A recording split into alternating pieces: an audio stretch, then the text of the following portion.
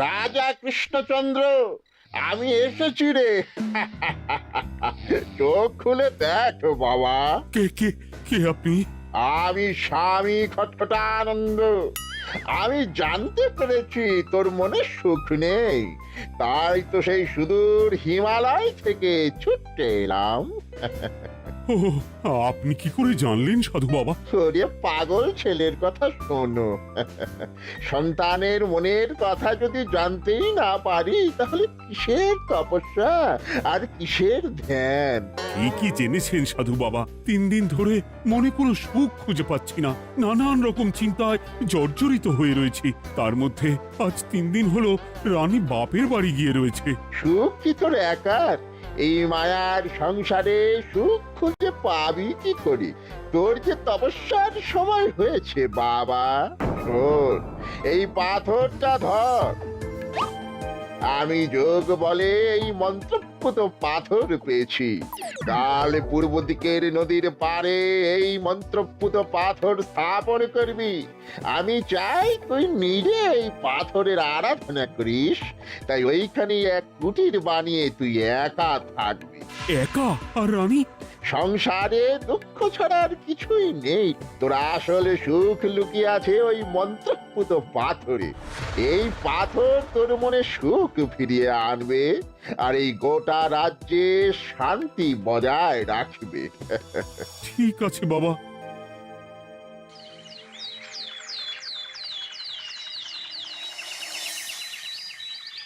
জয় বাবা খটখটানন্দের জয়। কি তার জ্যোতি, কি তার ব্যক্তিত্ব, আহ, কি তার কণ্ঠস্বর! এই মন্ত্রপুত পাথর আমার এবং এই রাজ্যের সকলে সুখ শান্তি ফিরিয়ে আনবে। আজ থেকে আমি সাধু বাবার পরামর্শ মতন এখানেই থাকবো। তোমাদের যার যা যা বক্তব্য আমাকে এখানে এসেই বলবে। কোনো চিন্তা করবেন না মহারাজ, আমি সব সামলে নেব। আপনি নিষ্ঠা সহকারে সাধু বাবার আদেশ পালন করুন। মহারাজ, যার নামেই খট তার কথাই ভরসা করা কি ঠিক হবে? একটা সামান্য পাথর কি করে সুখ ফিরিয়ে আনবে মহারাজ? বিষয়টা কি খটখটানন্দের মতন খটকার নয়? এটা মোটেই সামান্য পাথর নয় গোপাল, এটা মন্ত্রপুত পাথর। আর এসব হচ্ছে বিশ্বাসের ব্যাপার। শুধু তোমার মতন ভাঁড় দিয়ে কি আর রাজ্য চলে? রাজ্য চালাতে গেলে ভক্তি, শ্রদ্ধা, আশীর্বাদও দরকার হয়। ঠিকই, শাস্ত্রে বলে বিশ্বাসে মিলায় বস্তু, তর্কে বহুদূর। কিন্তু মহারাজ, রাজ্যটাও তো চালাতে হবে। আপনি এখানে থাকলে এই রাজ্যের কি হবে মহারাজ? একবার ভেবে দেখুন, সাধু বাবা আসল না হয়ে নকলও তো হতে পারে। দেখো গোপাল, তোমার যদি মনে বিশ্বাস না থাকে তাহলে আমি বলবো তুমি আর এখানে এসো না। তবে সাধু বাবার নামে কোনো বাজে মন্তব্য আমি শুনবো না। আমি চাই না আমার এই অবিশ্বাসের কারণে আমার রাজ্যের কোনো ক্ষতি হোক।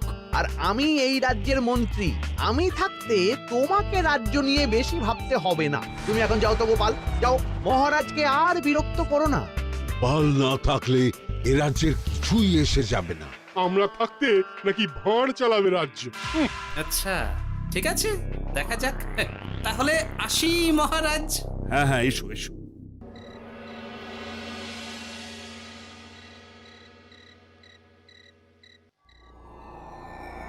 মহারাজ, রানী, তুমি ফিরে এসেছো?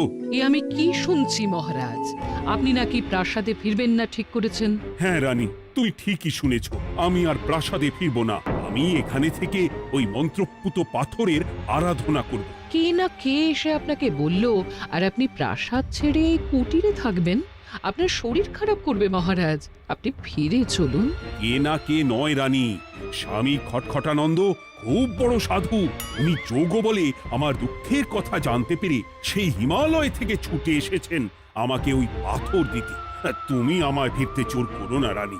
আর আপনার রাজ্য, আপনার প্রজারা, তাদের কি হবে মহারাজ? সে নিয়ে তুমি ভেবো না রানী, আমি এখানে বসেই মন্ত্রীকে দিয়ে সবটা সামলে নেব। তাহলে আমিও আপনার সাথে এখানে থাকবো। আপনাকে ছাড়া আমি প্রাসাদে ফিরবো না।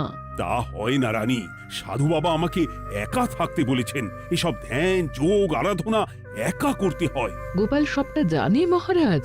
আহ, আমার সামনেও নাম করবে না রানী। গোপালের কত বড় সাহস তুমি ভাবো একবার। ও বলে সাধু বাবা ভণ্ডও হতে পারে।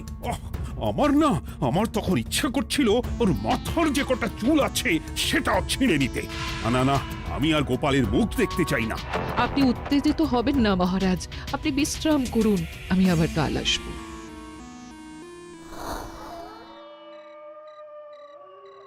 রাতের হাটেও সবজির যা দাম বেড়েছে, এরপর শুধু এক বেলা খেয়ে থাকতে হবে।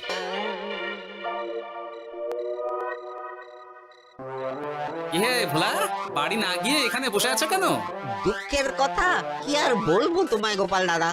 বলোই না, শুনে দেখি।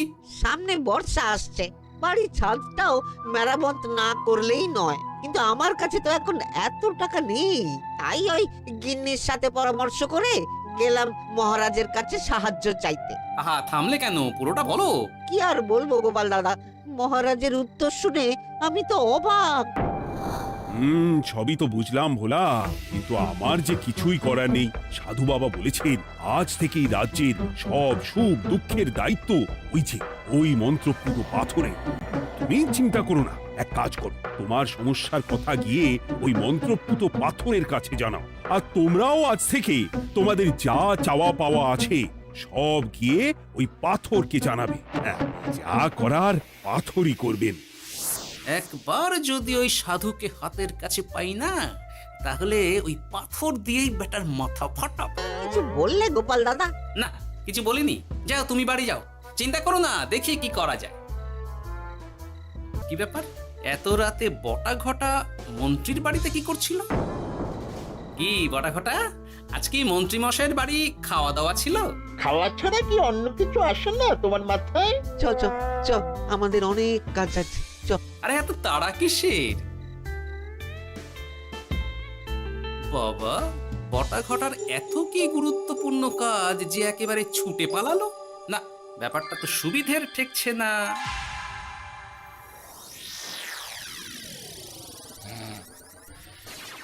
রাজা কৃষ্ণচন্দ্র, ওঠ বাবা, আমি এসেছি।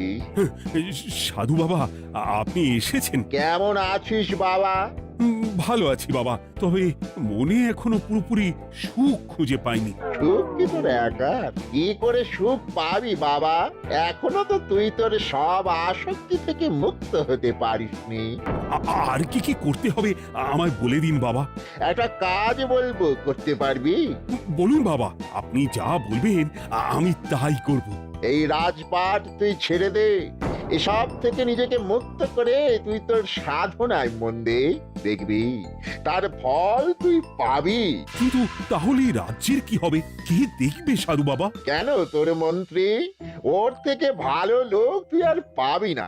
ওই হচ্ছে তোর আসল শুভাকাঙ্ক্ষী, আমি যোগ বলে জানতে পেরেছি। আচ্ছা, তাই হবে। আর ওই গোপালটাকে যদি পারেন একটু সাহায্য করবেন বাবা। ওই তুচ্ছ গোপালকে নিয়ে তুই চিন্তিত হোস না, ওরে বুড়ি মন্ত্রী মশাই ফাটাবে। তুই যা, ঘুমো।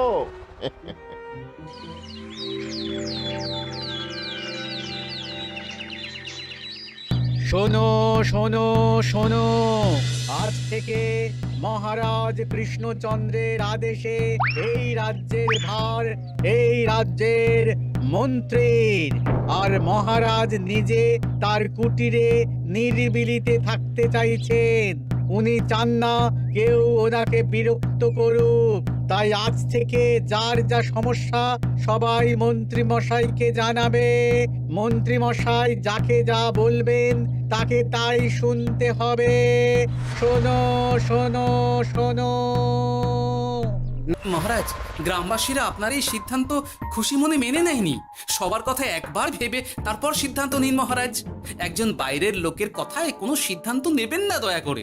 গোপাল, তুমি যদি সাধু বাবার সিদ্ধান্তে প্রশ্ন তোলার চেষ্টা করো, তাহলে আমি বাধ্য হব মন্ত্রীকে বলে এই রাজ্য থেকে তোমায় বিতাড়িত করতে। একজন সেই হিমালয় থেকে আমাদের উপকার করতে এলো, আর তুমি তার বিরুদ্ধেই কথা বলছো? ছি ছি গোপাল, ছি। মজা, কি মজা! শুধু মুদ্রা, শুধু মোহর, যেদিকে তাকাবো শুধু সোনার মোহর আর সোনার মোহর। তুমি কি পাগল হয়ে গেলে? এখন হইনি গিন্নি, তবে এবার সত্যি সত্যি হয়ে যাব।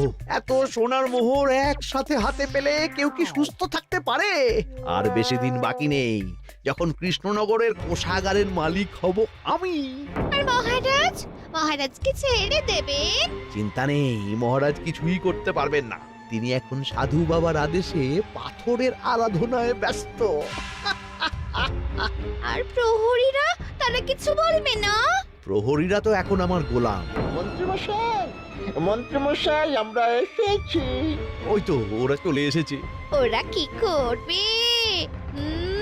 ওরাই তো কোষাগার লুট করতে আমায় সাহায্য করবে। রাজকোষাগার হবে শুধু আমার, আমার, আমার।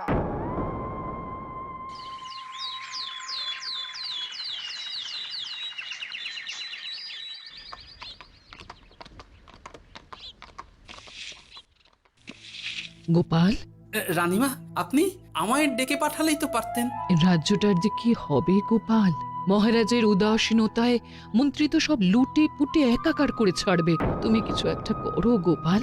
সে তো আমিও বুঝতে পারছি রানীমা, কিন্তু হাজার চেষ্টা করে ও মহারাজকে বোঝাতে পারছি না। মহারাজ সাধু বাবার পাল্লায় পড়ে আর কিছুই বুঝতে চাইছেন না।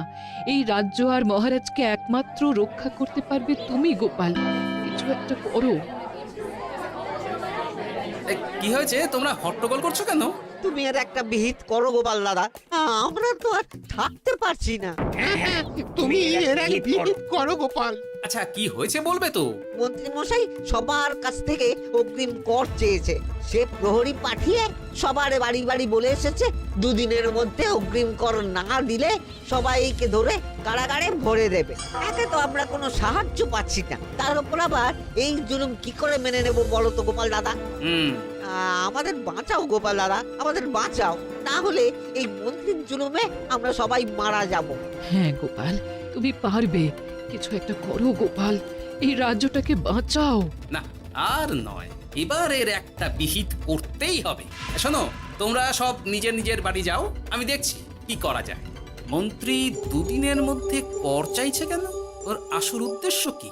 না, বিষয়টার খোঁজ নিতে হচ্ছে। পুটি, আই পুটি। গোপাল দাদু, তুমি? শোন, একটা কাজ আছে বুঝলি, বটা ঘটার উপর নজর রাখতে হবে। পারবি তো?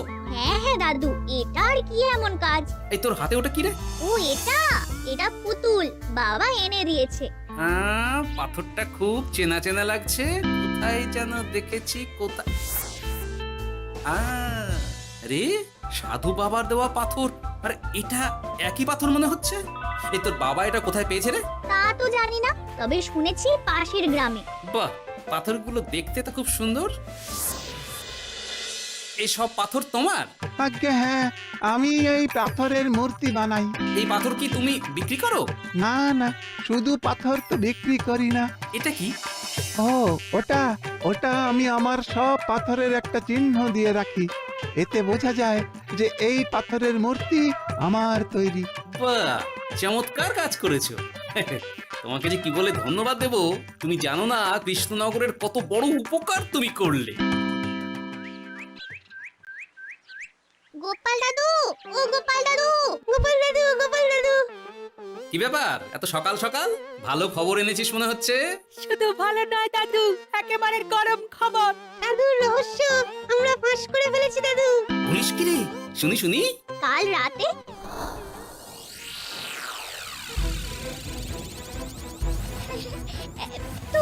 এত সোনা, এত মোহর আমি একসাথে কোনোদিন দেখিনি। ও, এইসব আমাদের? হ্যাঁ গিন্নি, হ্যাঁ, এই সব আমাদের, সব। ওরে বাবা, আমার তো বিশ্বাসই হচ্ছে না, ভাবলেই গায়ে কাঁটা দিচ্ছে। রে বটা, আজ সাধু সেজে মহারাজের কাছে গেছিলি? হ্যাঁ, মহারাজ তো আজ প্রায় পা ছুঁয়ে প্রণাম করতে যাচ্ছিলেন, ওই কোনো মতে ঠেকিয়েছি। বলেছি প্রণাম নেওয়া আমার গুরুর বারণ আছে। আর আমি তো আজ এমন ধোঁয়া দিয়েছি যে মহারাজ একেবারে কেসে কেসে অস্থির।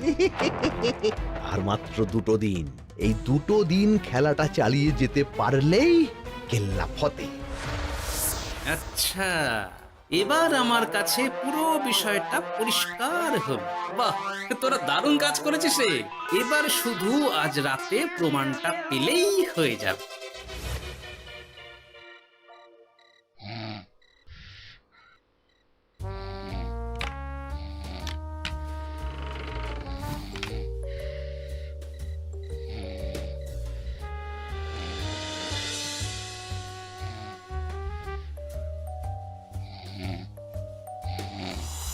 এই তো একে একে দুই মিলে যাচ্ছে। বাবা বাবা বাবা, এবার খেলা জমবে।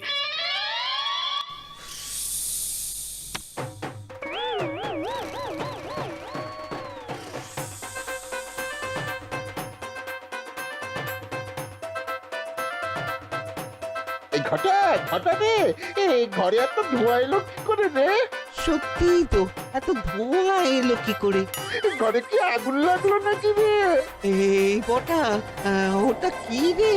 হ্যাঁ, এ তো ভূত। আমরা তো কিছু করিনি। আমরা কিছু করিনি, বিশ্বাস করো ভূত দাদা, আমরা কিছুই করিনি। তোরা আমাদের পূর্বপুরুষের প্রস্তর খণ্ড নিয়ে এসেছিস। তোদের এত বড় সাহস, আজ আমরা তোদের ঘাড় মটকাবো। আমরা কোনো খণ্ডমণ্ড নিইনি ভূত দাদা। এই কথা, তুই কি ওনাদের কোনো খণ্ড এনেছিস? না না না না না, আমি তো অমন কিছু আনিনি। আমার মনে হয় ওই আপনাদের কোথাও একটা ভুল হচ্ছে।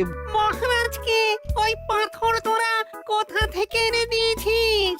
ওটাই আমাদের প্রস্তর খণ্ড, আমাদের 5 পুরুষের সম্পত্তি। ওটা তো আমরা পাশের গ্রামে এক মূর্তি কারিগরের থেকে চুরি করে এনেছি। আপনারা যান না, যান, ওই কারিগরের কাছে ওরকম অনেক পাথর আছে।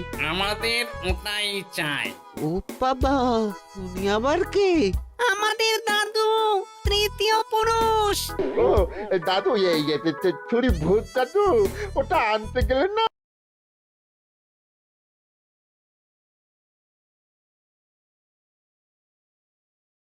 মন্ত্রীমশাই আমাদের খুব মারবে। খা, ওদের মুন্ডু চিবিয়ে খা। না না, ওরকম করবেন না দাদু ভূত, তাতে আমাদের খুব লাগবে। তাহলে বল, মন্ত্রীর আসল উদ্দেশ্য কি? 2 দিন পর ও কি করবে? 2 দিন পরে মন্ত্রীমশাই কোষাগার লুট করে এই রাজ্য থেকে পালাবেন। এবার এবার আমাদের ছেড়ে দিন দাদু ভূত। তোদের ছাড়তে পারি একটাই শর্তে। বলুন বলুন।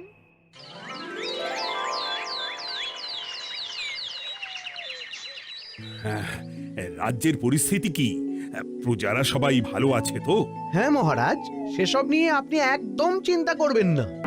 বাবা, আপনি এসেছেন? আরে কৃষ্ণচন্দ্র, একটা কথা তোকে না বলে আর থাকতে পারলাম না। আবার কে রে? বলুন বাবা। এই মন্ত্রীকে এই রাজ্যের দায়িত্ব দিতে বলে আমি বড় ভুল করেছিলাম। আসলে এই মন্ত্রী হচ্ছে চোর। ও তোর কোষাগার ফাঁকা করে পালাবার মতলব করেছে। কি বলছেন বাবা? মন্ত্রী, উনি যা বলছেন সব সত্যি? না না মহারাজ, এই বটা কি হচ্ছে কি? বটা? তো তুমি সাধু বাবাকে বটা বলে ডাকছো কেন? আমি বলি কি বাবা, এই মন্ত্রীকে তুই শুলে দে। বটা, তুই থামবি? আমার খেয়ে আমায় ছুরি মারা? ওর কথা আপনি বিশ্বাস করবেন না মহারাজ। ও সাধু নয়, ও ভণ্ড। মানেটা কি? মন্ত্রীমশাই ঠিকই বলছেন মহারাজ। ও সাধু নয়, ও কৃষ্ণনগরের বটা। সব আপনার আদরের মন্ত্রীর কাজ মহারাজ। মন্ত্রী আপনার রাজ্য লুট করার মতলব করেছে, তাই বটাকে সাধু সাজিয়ে আপনার মন জয় করে প্রথমে আপনাকে প্রাসাদ থেকে তাড়িয়েছে, তারপর রাজ্যপাট নিজের হাতে নিয়ে কোষাগার হাতিয়েছে। আর এই পাথর? এই পাথর কিসের গোপাল? পাথর? পাথর এই কারিগরের মহারাজ। উনি পাশের গ্রামে এই পাথর দিয়ে মূর্তি গড়েন। মন্ত্রী বটাকে দিয়ে এই পাথর চুরি করিয়েছে।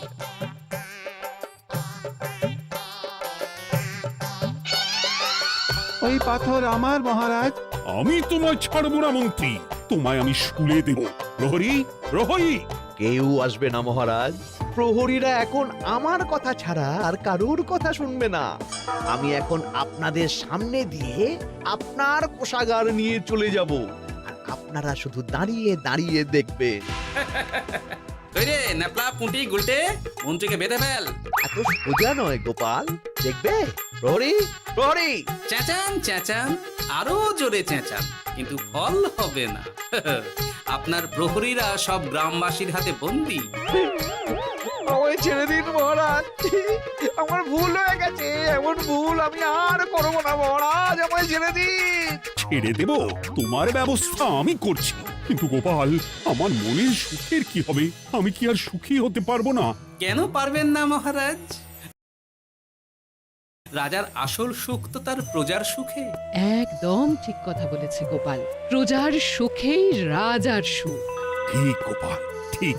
তুমি না থাকলে যে আমার কি হতো? জয় গোপালের জয়। জয় গোপালের জয়।